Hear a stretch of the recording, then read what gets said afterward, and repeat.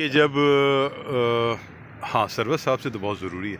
अच्छा, तो हम हैदराबाद में मौजूद हैं और हैदराबाद में मैंने एक दोस्त से कहा कि हम मिर्ज़ा सलीम बेग से मिल रहे हैं, तो मतलब ये है कि हैदराबाद से मिल रहे हैं।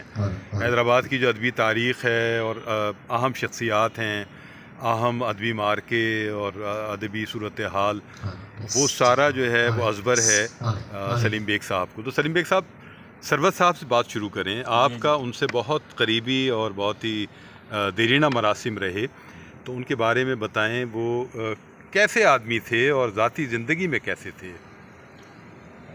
पहले तो मैं सलाम करता हूँ आपके सारे व्यूवर्स को, और फिर मैं ये अर्ज़ करता हूँ कि सरवत साहब से मेरी मुलाकात सईदुद्दीन और अजमल कमाल ने कराई थी। ठीक है। हुआ ये कि सईदुद्दीन की शादी के लिए कमरा सजाया गया था, तो खिज़र साहब के घर में, ज़ीशान के वालिद थे खिज़र साहब, उनके घर में एक कमरा जो है उजला उसी के तौर पर सजाया गया था। तो वो सजाया था एक नामवर आर्टिस्ट हैं हैदराबाद के, हुसैन समदानी। अच्छा। तो मैं उनको असिस्ट कर रहा था। अच्छा। मतलब ये काट के दे दो, फलां रिबिन उठा दो, कैंची उठा दो, ये मैं खिदमत कर रहा था। उसके बाद शाम को सारे दोस्त आ गए, उनमें सरवत साहब भी थे और बहुत अच्छी उनसे मुलाकात हुई। अच्छा, अजमल कमाल साहब का जो घर था वो मेरे ऑफिस के बिल्कुल सामने था, तो मैं रोज़ाना ही तकरीबन हाज़िरी दिया करता था। 12 बजे से लेके 4 बजे तक, 5 बजे तक वहाँ सारे दोस्त। और आज भी यहीं से निकला हैदराबाद से? पहला शुमार से निकला हैदराबाद से। तो रफ़ीक नक्श, सईदुद्दीन, खुबैब हयात, ये हम सब लोग। अच्छा, खुबैब भी हैं? हाँ, खुबैब यहीं हैदराबाद के थे। तो हम सब लोग वहाँ बैठा करते थे और मुख्तलिफ़ मौज़ूआत पर बात होती थी। ये वो ज़माना था। सरवत साहब की शख्सियत में एक मकनातीसियत शुरू से थी, तो जो भी एक बार उनसे मिल लिया करता था तो वो खिंचा चला जाता था। वो अपना लेते थे, इतनी मोहब्बत और सादगी से और गर्मजोशी से मिलते थे कि एहसास नहीं होता था कि अजनबियत ख़त्म कर देते थे, कि हम गैर शायर हैं, हमारा मुतालिया कम है, या ये कि हम उम्र में छोटे हैं, हमारा तजर्बा नहीं है। हमें तो बात करने का सलीका भी नहीं था, लेकिन उन्होंने कभी हमें इस बात का एहसास नहीं होने दिया। फिर एक सबसे बड़ी बात उनमें ये थी कि कभी उन्होंने किसी के ख़िलाफ़ कोई जुमला नहीं कहा। हाँ, वो दरवेश सिफत इंसान थे, यानी बहुत दरवेश सिफत। ये हैदराबाद का वो ज़माना था कि उस ज़माने में यहाँ पर बड़े बड़े असातिज़ा शायरी के, यानी बाबू रफ़ीक रिवाड़वी हयात थे, और निहाल अजमेरी साहब उस ज़माने में हयात थे, और बिनिश सलीमी थे, आपके इलियास इश्क़ी साहब भी थे। इलियास इश्क़ी साहब क्या बात है, तक हयात रहे। क्या बात है। और इस तरह मतलब बहुत अख्तर अंसारी अकबर आबादी भी तो ज़माने तक रहे यहाँ, तकरीबन 85 तक तो वो हयात थे। जी। तो लेकिन सरवत साहब को ये आम जो मुशायरे होते हैं इनसे दिलचस्पी नहीं थी। जी बिल्कुल। तमाम तंजीमों की एक देरीना आरज़ू ये थी कि सरवत साहब को किसी मुशायरे में बुलाया जाए। ठीक। अच्छा, ऐसा भी नहीं कि वो कोई इख्तलाफ रखते थे, मिजाज नहीं था उनका। बिल्कुल। तो वो कोशिश करते थे बिल्कुल बच्चों की तरह से, जैसे कि आपको इंजेक्शन लगवाने के लिए किसी बच्चे को लेके जाना है और बच्चे को पता है कि इंजेक्शन लगेगा, तो वो जिस तरह से गुरेज की राहें इख्तियार करता है, तो इतने सादा आदमी थे कि तकल्लुफ़ में उनसे मना करते थे, उनको इनकार करते थे कि मैं नहीं आ सकूँगा, देर हो जाती है, ये है। मुंतज़िमीन तावीलात दिया करते थे, और बिलाखिर वो बात ये होता था कि खामोशी नीम रजामंदी हो जाती थी। मुंतज़िमीन समझते थे कि उन्होंने हाँ कर ली है, वो जाएंगे। उसके बाद वो हमसे कहते थे, यार आप चले जाना, कहना कि उनके यहाँ मेहमान आ गए हैं और मैं नहीं जा सकता। 2-1 मुशायरे जिनमें कि वो गए। राब्ता अमीन जालंधरी साहब ने एक मुशायरा कराया था, उनकी तंजीम थी, गालिबन उसका पहला ही इजलास था। उसमें सरवत साहब बनफ्स नफीस शरीक हुए और आखिर तक बैठे। अच्छा। लेकिन वो बैठे ऐसे ही जैसे कि वो किसी दूसरे के प्रोग्राम में बिन बुलाए आए। वो के स्टेज पर बैठे थे, लेकिन ये कि एक लाताल्लुकी की फिज़ा में रहे। अब उनको बस एक वो जो एक सीमाबियत होती है कि किसी तरह से मुझे स्टेज से उतार के मेरे दोस्तों के साथ बिठा दो। उस ज़माने हाल से वो ये कह रहे हैं। तो ये उनका मिजाज था। अच्छा, शेर कहने के लिए कभी उन्होंने सोचा नहीं, कोई बात हुई उन्होंने उसका शेर बना लिया और जो है वो, और एक मुख्तलिफ और मुनफरिद शेर कहते थे, मुनफरिद। मतलब हाँ, ये अब आम अभी बात हम लोग उस शेर के सहर में हैं, उनको दाद दे रहे हैं, उन्होंने दूसरा कह दिया। अच्छा, लिखने में उनको थोड़ी प्रॉब्लम थी, तो चंद जो लोग हैं जिन्होंने उनके कलाम को लिखा है, जिनमें सईदुद्दीन है, मैं हूँ, अतीक जिलानी साहब हैं, तो हम लोग लिखा करते थे और इतनी तेज़ी से उनकी आमद का फिलो होता कि लिखना मुश्किल हो जाता था, लिखना मुश्किल हो जाता था। अच्छा, तो मैं ख़ास तौर से रदीफ़ काफ़िया छोड़ दिया करता था। अच्छा। और मिसरा लिख लिया करता था। सही है। तो बाद में उनसे हम सही करा लेते। सही है। पर हमने जब उनसे बाद में कभी सही कराया तो उन्होंने वो शेर पूरा ही बदल दिया। सब बदल दिया। ओके, सही। वो इतना माशाल्लाह कमांड थी उनको, बहुत बेइंतहा ज़्यादा। अच्छा, फिर किसी और शायर का कोई शेर अगर वो सुनता था, यानी वो आके सुनाया करता था उनको, तो वो कहता था कि कोई आप इस्लाह इसमें फरमा दें, तो वो ऐसे घबराते थे जैसे कि कोई बहुत मुश्किल काम कर दिया। एक बार मैंने उनसे पूछा, मैंने कहा सरवर साहब, आप माशाल्लाह अल्लाह ने आपको एक मलिका दिया है और आप वाकिफ़ हैं सारी बारीकियों से, तो अच्छा है, और लोग फैज़ पहुंचा है, अच्छा नहीं है, बहुत अच्छा है, लेकिन इस्लाह वो दे सकता है जिसने कभी किसी से इस्लाह ली हो। मैंने खुद किसी से इस्लाह नहीं ली, तो मुझे क्या पता कि क्या चीज़ें देखते हैं और किस तरह से उसकी इस्लाह करते हैं। अब मैं कहूँ कुछ हो जाए कुछ, तो इसलिए सलीम मैं इस चक्कर में नहीं पड़ना चाहता।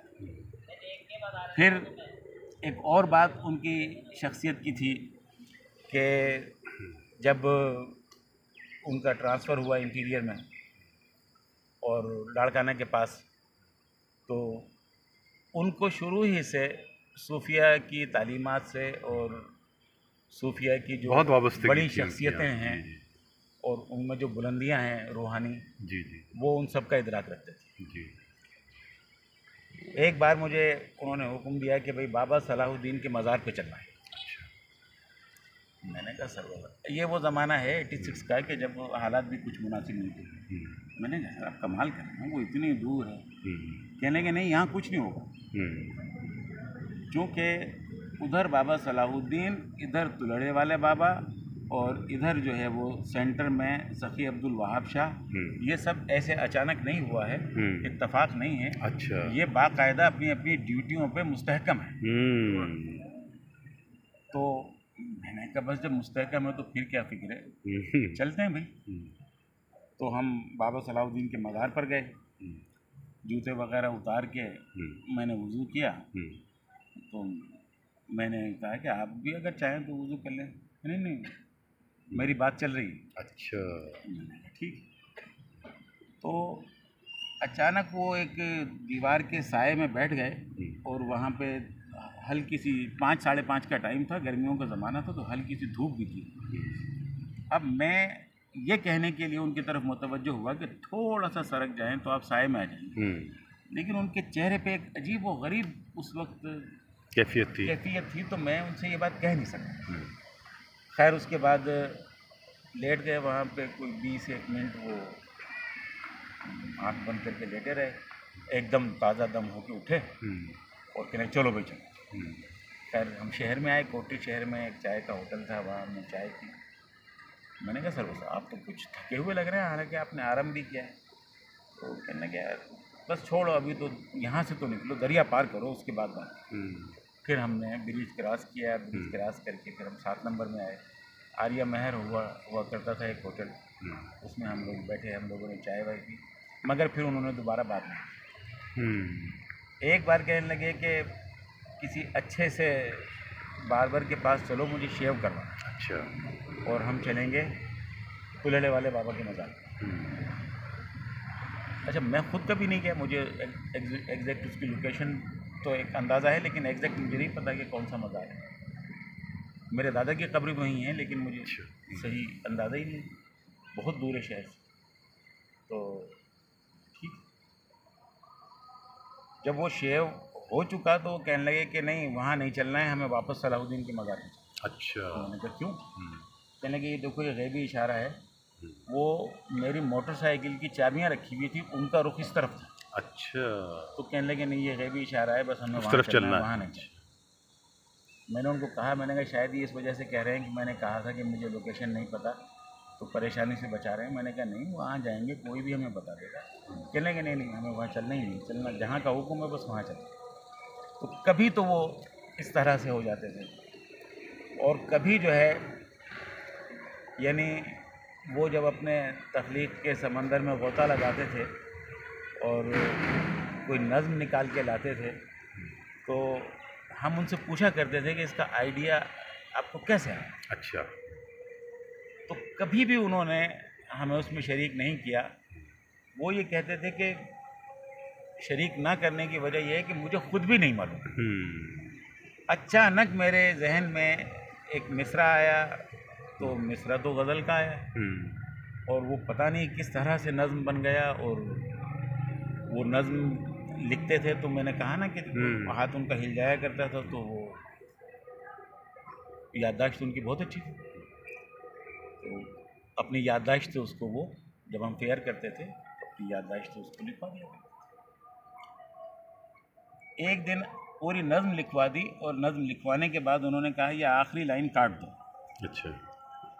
तो मैंने कहा कि काट देते हैं। कहने अब दोबारा पढ़ो। दोबारा पढ़ी तो उसका आखिरी जो लाइन थी उसकी वो थी बाजती खड़ाऊँ।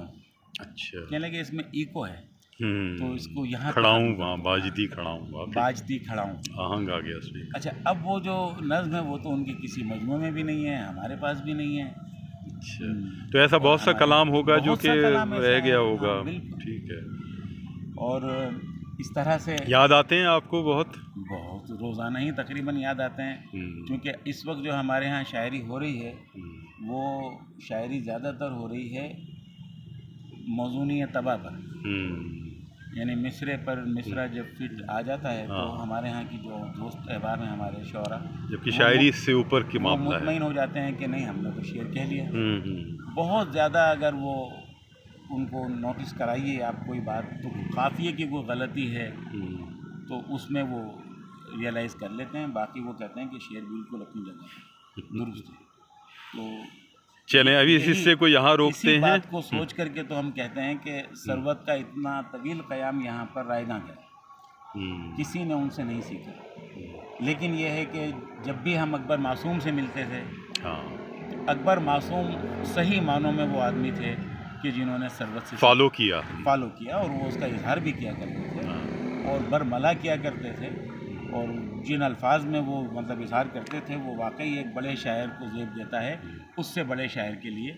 तो ये उनकी शख्सियत की, अकबर मासूम की शख्सियत की बड़ाई है। ठीक है सलीम बेग साहब, यहाँ हम बात को एक वक्ती तौर पर रोकते हैं, फिर एक और मुकालमा करते हैं आपसे। बहुत शुक्रिया। बहुत शुक्रिया। आप